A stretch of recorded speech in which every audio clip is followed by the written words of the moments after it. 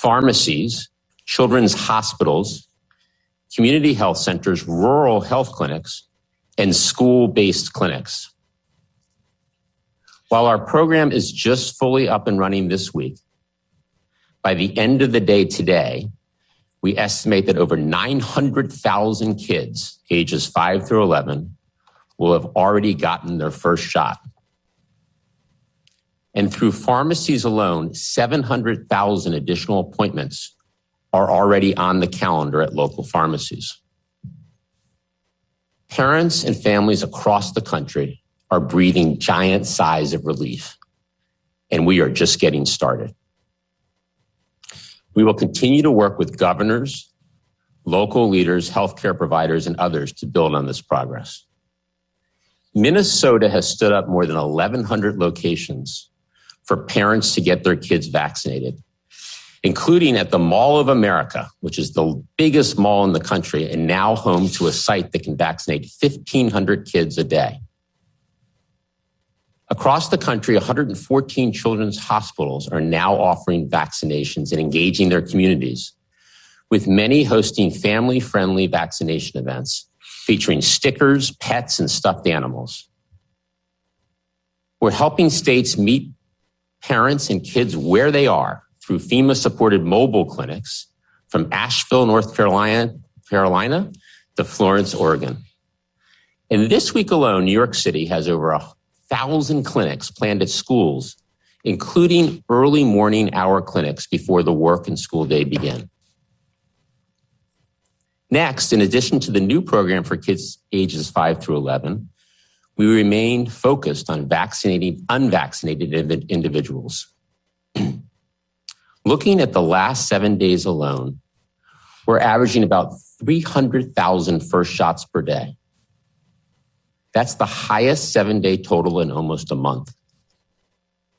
The simple truth is that vaccination requirements are working. In fact, vaccination requirements have helped reduce the number of unvaccinated Americans ages 12 and older by almost 40%, from about 100 million in late July to under 60 million now. Vaccination requirements get more people vaccinated, strengthen our economy, and help continue us on our path out of the pandemic. Next, on booster shots, which add an important layer of protection. In total, over 25 million Americans have now rolled up their sleeve to get the enhanced protection of a Pfizer, Moderna, or J&J boost. So our boosters program is running strong. Stepping back across the past week, we've administered over 9 million total shots in arms. 9 million shots in arms. That's the highest 1 week total since before the summer 5 months ago. It's clear that our efforts to help parents get their kids vaccinated, to vaccinate the unvaccinated, and to get boosters to eligible Americans are driving significant progress in our battle against the pandemic. Next, on testing. Today, we're taking another step to expand access to rapid diagnostic tests administered at doctors' offices, hospitals, and other healthcare settings. HHS is investing $650 million from the American Rescue Plan to provide manufacturers of point-of-care diagnostic tests advanced purchase commitments so that these manufacturers can scale up their production. Today's action builds on our $3 billion investment to increase the production of at-home tests, 4 new over-the-counter at-home tests authorized by the FDA since the start of October, as well as other actions by the FDA and NIH that will increase testing options and decrease prices for consumers. The bottom line, we've made significant progress on increasing overall testing capacity since late summer, including by quadrupling the available supply of at-home tests to over 200 million per month starting next month. Last, on ensuring our response is equitable and reaches the hardest hit communities and those most at risk, On his first full day in office, the president took historic steps to center our COVID-19 response around equity, and he established the COVID-19 Health Equity Task Force. The president's leadership and our intentional, constant focus on equity has produced significant results. We've effectively closed gaps in adult vaccination rates by race and ethnicity. The most recent Kaiser Family Foundation survey showed that 73% of Black adults, 72% of white adults, and 70% of Hispanic adults had gotten at least their first shot by mid-October. We know we have more work to do, but this is significant progress we can build on. Earlier this morning, I received the final report from the COVID-19 Health Equity Task Force, which will help us do just that. The report includes recommendations on how we can continue mitigating health inequities caused by COVID-19 and further advance equity in our response. I want to thank the whole task force for their thoughtfulness and expertise in the development of this invaluable report. And I especially want to thank Dr. Nunez-Smith for her outstanding leadership. With that, let me turn it over to Dr. Nunez-Smith. Thank you so much, Jeff. And good morning to everyone. Really a pleasure to be with you. As Jeff just noted, equity has been at the center of President Biden's COVID-19 response from day one. And through our work these past 10 months, we've shown in COVID-19 health equity, it's not just aspirational, it is achievable. Today, I did have the privilege to submit the presidential COVID-19 Health Equity Task Force final report to Jeff. And the report is a manifestation of a vision that started with President Biden and with Vice President Harris. By way of origin, during the Vice President's last year in the Senate, she introduced a bill that became the blueprint for this task force. She knew then that the voices of public health experts, practitioners, and community leaders together could be a powerful driver for health equity in this pandemic. And the president also saw the critical importance of this focus on equity. Just as Jeff mentioned, that very first full day in office, he issued that executive order. It called for a whole of government effort to reduce inequities in COVID-19 prevention, treatment, and across a response as a whole. And it is that vision, it is that leadership at the top that makes it possible for us to say today that this task force has done something that is truly powerful. The administration fully recognized that the most affected groups are often the first to be forgotten, especially when resources are in short supply. COVID-19 made it clear that in this country, a person's zip code is a stronger driver of their health than their genetic code. And so we set out to find ways to acknowledge, to address, and overcome those social, those structural drivers, and forge a path forward rooted in what is fundamentally fair. And so the work of the task force, this group systematically advanced 317 recommendations. 55 of those are prioritized and highlighted in the body of the final report, along with 5 proposed priority actions that will help accelerate that vision for change. Investing in community-led solutions to address health equity. Enforcing a data ecosystem that promotes equity-driven decision-making. Increasing accountability for health equity outcomes. Investing in a representative healthcare workforce and increasing equitable access to quality healthcare for everyone. And recognizing just the need for continued coordination and implementation and leadership of the task force recommendations. The 5th priority action area is that work continue from an equity infrastructure within the White House. This is a historic slate of recommendations. And it's remarkable that they were developed really within just 8 months since our first meeting. I'm also extraordinarily pleased to report that the administration has already begun action aligned with an estimated 80% of the prioritized recommendation. And much of that action has been achieved through the White House COVID-19 response and agencies across the federal government, underscoring that whole of government commitment to equity. And as Jeff noted, the gaps that once existed in vaccination rates among Black, white, and Latinx adults has closed.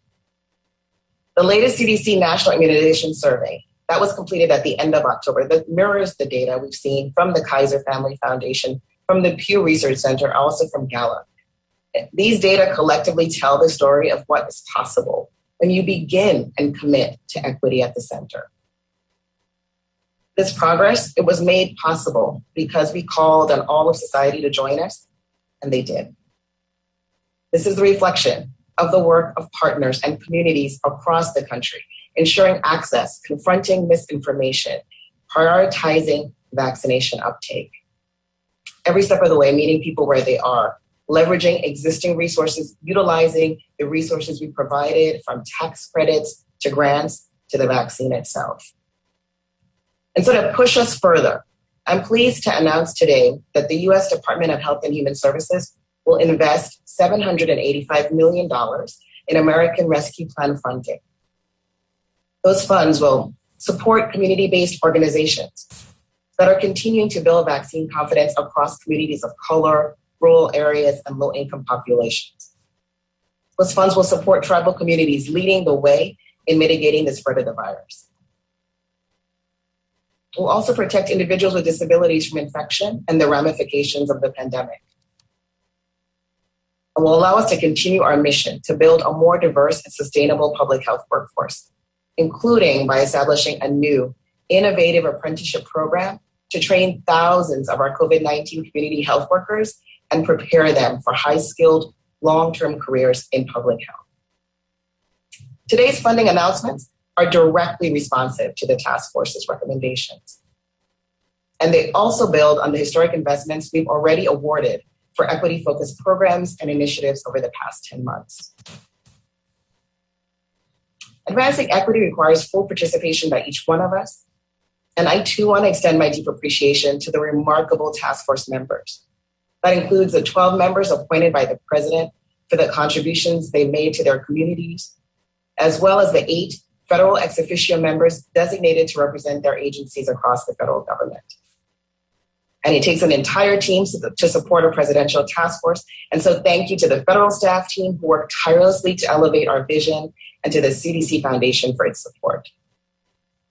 And lastly, I want to extend my heartfelt appreciation to the more than 100 subject matter experts who joined us, the countless number of stakeholders who provided public comment, attended listening sessions, and briefed us. We could not have walked this journey without you. Achieving health equity, it is mission critical for the Biden-Harris administration, and not simply because it's the right thing to do. There is absolutely no way forward. There's no credible path to a new normal without it. Our nation has begun the hard work to recalibrate. We must stay the course. We must accelerate the health equity journey. So as I close, I want to personally thank President Biden and Vice President Harris for the opportunity to lead this historic task force. It has been an honor. It has been a privilege to serve in that role. And with that, I'll turn it over to you, Dr. Woods. Thank you, Dr. Nina-Smith, and good morning, everyone. I want to start with the data and provide you a closer look at the current state of the pandemic. The current 7-day daily average of cases is hovering at about 73,300 cases per day.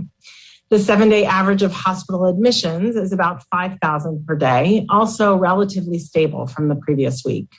And 7-day average daily deaths are about 1,000 per day, which is a decrease of about 11% from the previous week.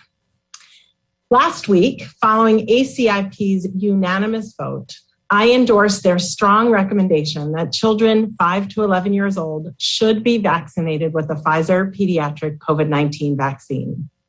This committee is comprised of medical and public health experts from across the country, including pediatricians, professors, researchers, and chief medical officers.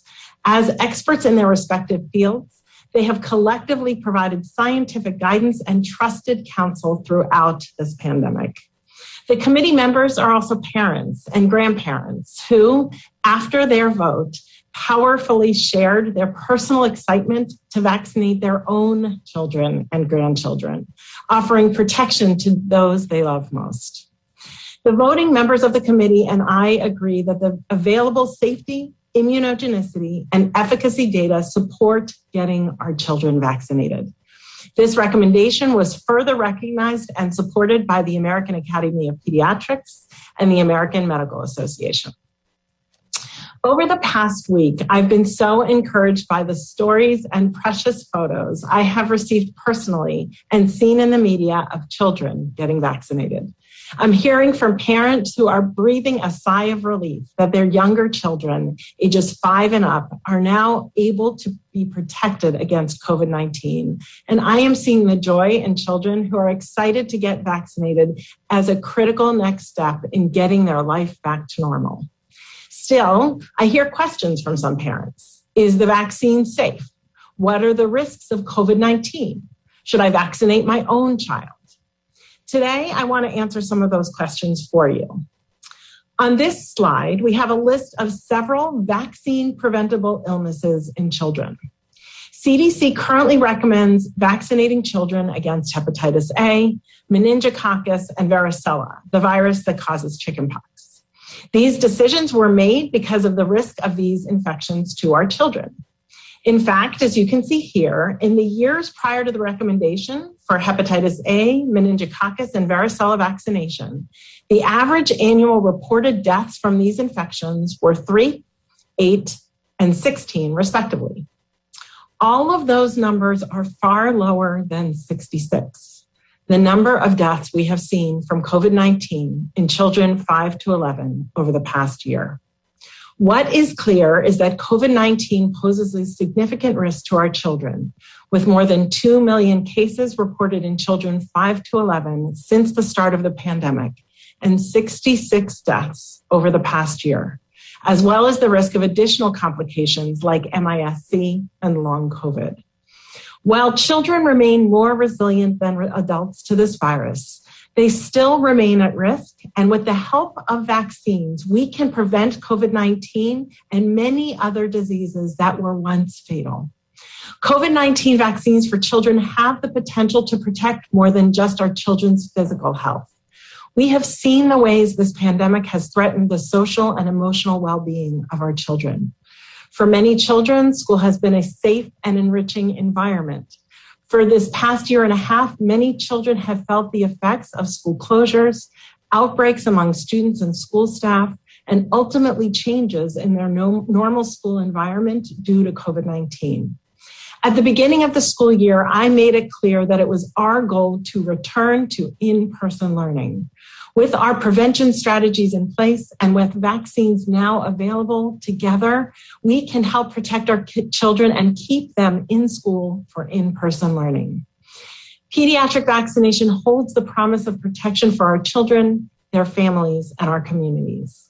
And to the 60 million Americans ages 12 and older who are not yet vaccinated, and to the 28 million children 5 to 11 who are now eligible, I strongly encourage you to roll up your sleeves and get vaccinated today.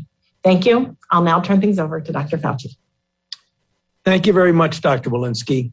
What I'd like to do for the next couple of minutes in the context of a recent announcement from the Pfizer company about an antiviral drug is to put this into some perspective and just briefly outline for you where we are in our advances in our strategy in the development of antiviral therapy for COVID-19.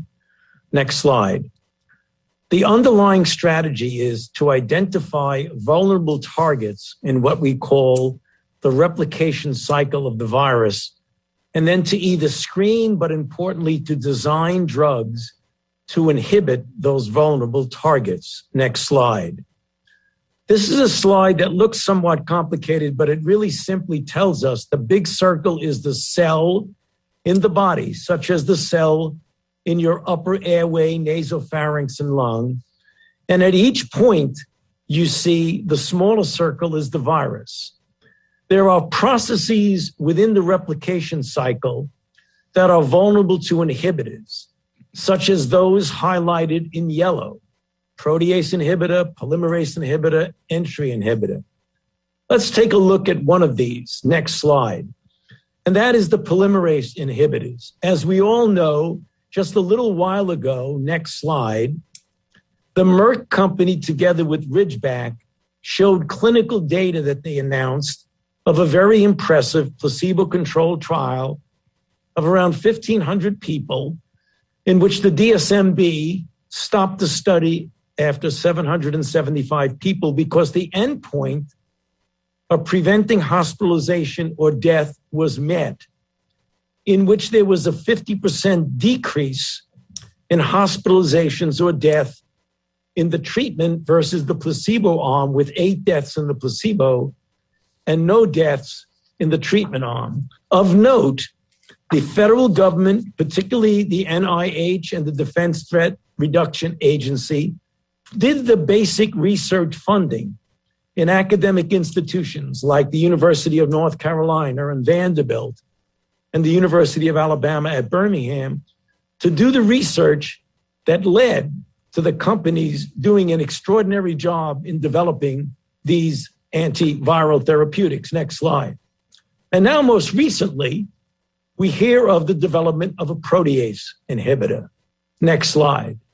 And that is the Paxlovid, or the protease inhibitor from Pfizer company. And again, as you know, just a few days ago, the results of a placebo-controlled trial of around 3,000 people was done, and a very, very impressive 89% reduction in hospitalizations or death was seen in the treatment arm compared to the placebo arm, with 10 deaths in the placebo arm and no deaths in the treatment arm. This is an orally administered antiviral similar to the molnupiravir, which when given within 3 to 5 days of the initiation and recognition of symptoms has this important clinical effect. Again, next slide. The US government did play a role in the development. For example, early consultations with Pfizer referring to researchers providing screening methodology, in vitro testing, and the NIH-led Accelerating COVID-19 Therapeutic Intervention, or ACTIVE team, generated the clinical trial protocol. So all of this is good news in that we now have one with already has an EUA and one putting in for an EUA to have an orally administered antiviral therapy. I want to close with the last slide next, which is an important message. Although antivirals are promising, we must be sure to get our population vaccinated. Antivirals, as good as they are not our first line of defense against COVID-19, because we all know it's much, much more important to prevent an infection than it is to treat. Obviously, if a person gets infected, it is critical to get them good treated. You saw the data that showed 50% to 89% diminution in the risk of hospitalization. The way you get a 100% decrease in the risk of hospitalization is to not get infected in the first place. And finally, get your booster shot when it is your turn. Back to you, Jeff. Thank you, Dr. Fauci. Let's open it up for a few questions. Kevin? Thanks. And we only have time for a few questions today. First question, let's go to Erica Edwards at NBC. Hi, yeah, thank you so much. I wanted to go back to the number of kids ages 5 to 11 who've been vaccinated. Where did those numbers come from? What was the source? And is the CDC confirming those numbers? Good. Well, thank you for that question. As you know, we've talked about several times, the program for kids 5 to 11 is a new program with new sites and specialized doses being shipped out to those sites. Many of the places that adults go to get vaccinated are not the right places for kids 5 to 11. So we're bringing on the 20,000 sites that we've talked about, including children's hospitals, pediatricians, family doctors. So many of these are new locations, and therefore it takes time for them to come online to begin to give doses to kids and also to begin to report. So to estimate how many 5 to 11-year-olds have received a first shot, we collected data directly from vaccine partners, including the pharmacies and state and local and health officials. We ran an analysis of those numbers including numbers that states are beginning to share publicly. So some states do have on their websites the public information. And based on the analysis and based on the gathering of all these data points, we estimate conservatively that at least 900,000 children aged 5 to 11 have received at least their first dose. Our goal clearly is to vaccinate as many kids as possible. This is the very beginning of the program. The program is just getting up to full strength, as we've talked about this week. So we expect more and more kids to get vaccinated across time, and 900,000 shots in arms by the end of the day is a good start. Next question, please. Go to Zeke Miller, AP. Thanks for doing this. Also on kid vaccinations, I was hoping you can speak to the expected pace. What is the capacity right now for how many shots you can inject into the arms of those 5 to 11-year-olds? And, do you expect that 900,000 in a week pace to accelerate? Or, is that what we should be expecting from here through, to that population of 28 million is vaccinated? So Zeke, I would not think of 900,000 as the pace for a week because it's really just the last couple of days where the doses have arrived and the 20,000 sites have stood up. So I think it's a pace that is much more than 900,000 on a weekly basis. Daily, as we talk to states and their teams and talk to the pharmacies, more and more sites are opening, like the Mall of America site that I mentioned that has the capacity to vaccinate 1,500 kids a day, the mobile clinics that are being deployed across the country. So the pace will be increasing across the next several days and across the next couple of weeks. So I think we have, as we've talked about, plenty of supply for all 28 million kids between the ages of 5 and 11. We have 20,000 sites that are now stood up with more coming online. So we expect the pace to continue to accelerate across the coming days and weeks. Next question, please. Diane Haslett, ABC News. Hey guys, thanks for taking my question. States like Colorado have gone ahead and urged everyone over 18 to get boosters as cases spike.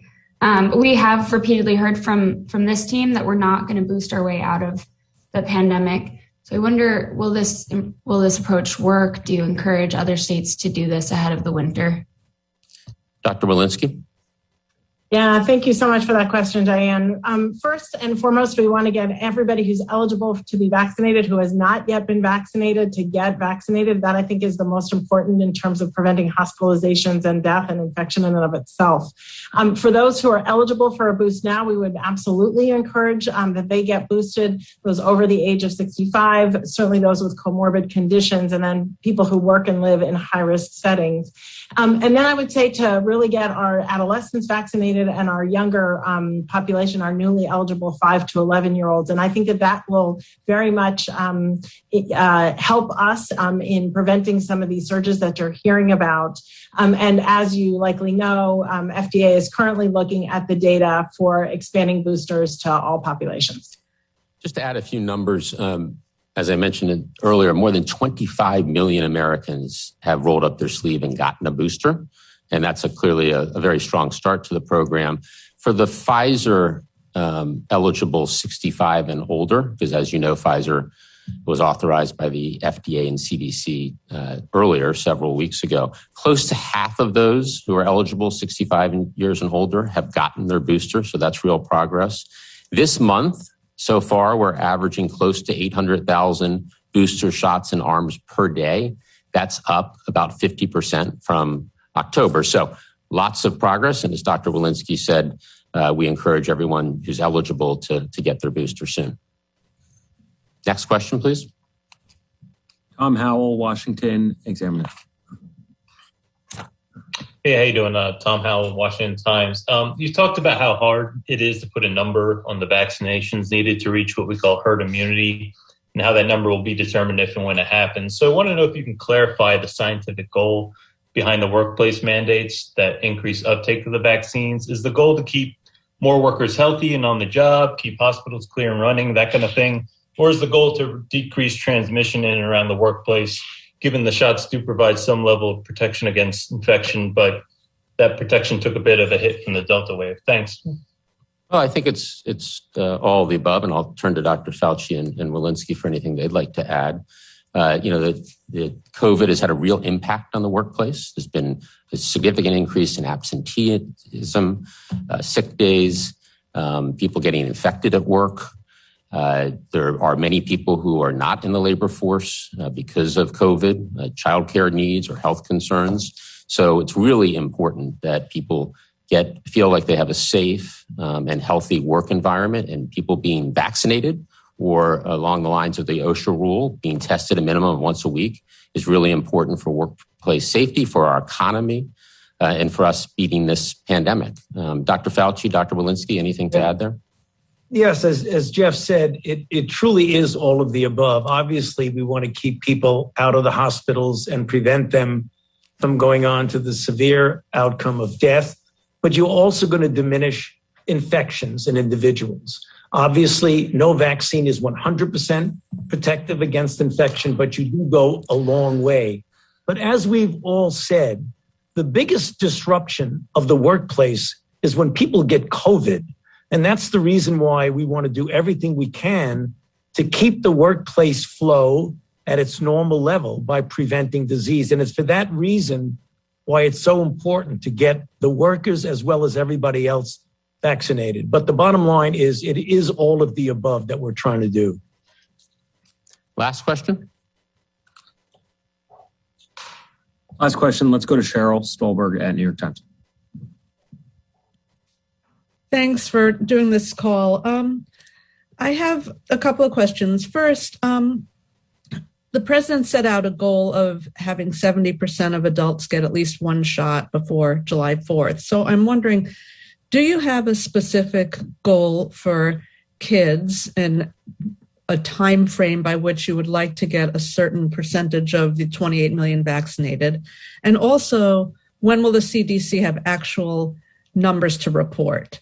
That's one question. And then separately, we haven't heard that much about variants, and I'm just wondering what variants are on the horizon or what concerns you going into the winter. Why don't we start, Dr. Fauci, with the variant question, then we'll come back to the kids. Well, Cheryl, right now, the Delta variant still overwhelmingly dominates the isolates in our country with greater than 99% of them. We always keep our eye out for any variant that's out there to determine whether or not it is overtaking in prevalence or not. And when we do get a new variant, we always do studies to see whether or not they evade or not monoclonal antibodies or convalescent plasma or the antibodies that are induced by vaccines. But right now, our problem is the Delta variant, without a doubt, as well as the fact that we are very alert in looking out for the emergence of other variants. On kids, I want to emphasize again that we have plenty of supply for all 28 million kids, ages 5 to 11. Now we are with 20,000 sites, trusted sites that parents and kids are used to going to and feel comfortable. There's lots of locations and appointments can be scheduled at many of these locations. Also, locations are open for walk-up in many locations. So I think we are set up to continue to vaccinate more and more kids ages 5 to 11. We're off to a very strong start with 900,000 kids already having received their first shot, 700,000 appointments already scheduled at local pharmacies alone. We just want to make sure that we answer any questions, continue to answer questions that parents or kids might have about the vaccines and get as many kids vaccinated as soon as possible at these convenient locations. Dr. Walensky, on the data question. Yeah, I don't have much to add there. As you noted, with new places coming online, there is a bit of a data delay in terms of getting those data to us, and we're working actively with the states to have those come in, and with our pharmacy partners and with our pediatric and children's hospital partners. I want to thank everybody for today's briefing and look forward to the next one. Thank you.